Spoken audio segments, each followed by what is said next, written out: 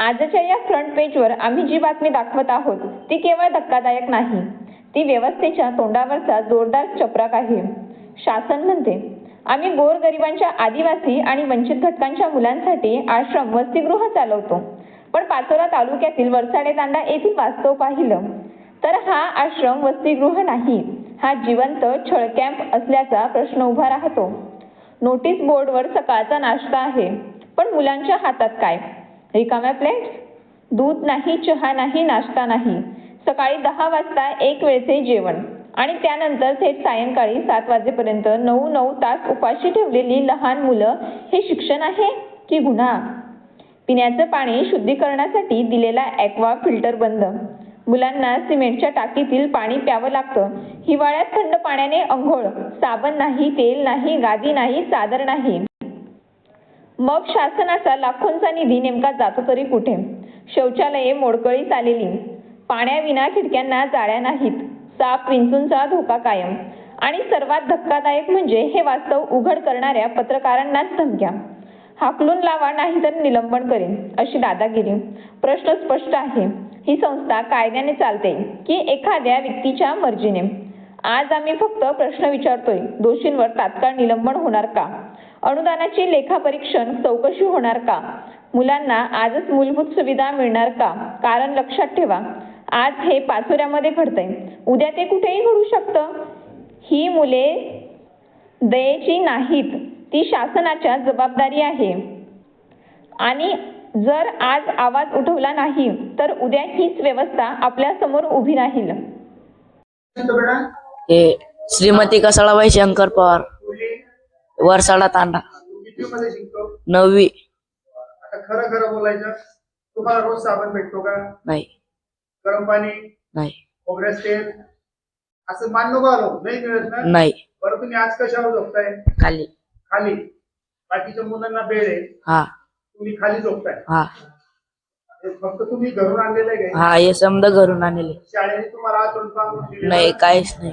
काय दिलेलं नाही तुम्हाला? काही आतरून मित्रून काहीच नाही ते. सकाळी नाश्ता नाही. चहा मिळतो का? नाही. चहा पण मिळत नाही. दूध नाही. अरे बोल ना, दूध मिळत नाही, चहा मिळत नाही. नाही मिळत दूध चहा नाही मिळत. मिळत नाही, सकाळी काहीच मिळत नाही. चहाला जेवण. हा. हा. मी विजय विश्वनाथ महाजन, अधीक्षक श्रीमती कसाळाबाई शंकर पवार, प्राथमिक माध्यमिक वसतिगृह अधीक्षक म्हणून 1992 पासून असून मला 36 वर्ष सर्व्हिसला झालेले आहे. माझ्याकडे वसतिगृहामध्ये 240 विद्यार्थी आहेत. त्यांच्यासाठी रूम अवेलेबल 3 आणि 3 6 रूमवरती आहेत. कॉट आहेत, गाद्या आहेत, त्याच्यानंतर बाथरूम संडासची व्यवस्था आहे, त्याच्यानंतर गरम पाण्यासाठीची व्यवस्था आहे. पण काही कारणास्तव, नैसर्गिक कारणास्तव बंद आहे. तर पोरं किती दिवसापासून बंद आहे? ते 4 महिन्यापासून बंद आहे. सोलर बंद आहे. सोलर बंद आहे. ते कंपनीला थंडीच्या दिवसात विद्यार्थ्यांना आम्ही विद्यार्थ्यांना पाणी गरम करून, चुलीवर पाणी गरम करून त्यांना पाणी पुरवतो. काही विद्यार्थी सांगतात की आम्हाला थंड पाण्याने आंघोळ करायला. हा, नाही, पण मग ते करतात. आम्ही रोज सकाळी त्यांना सरपण वेळेवर आहे. मिळत नाही असं त्यांचं म्हणणं. मी वेळेवर म्हणजे आता दादा ते सरपण जसं जसं आता संख्येनुसार टाकीवर पाणी नसतं, गावात लाईट चालली आजच्या जाते. कंडिशनला शोधर बंद आहे. हा.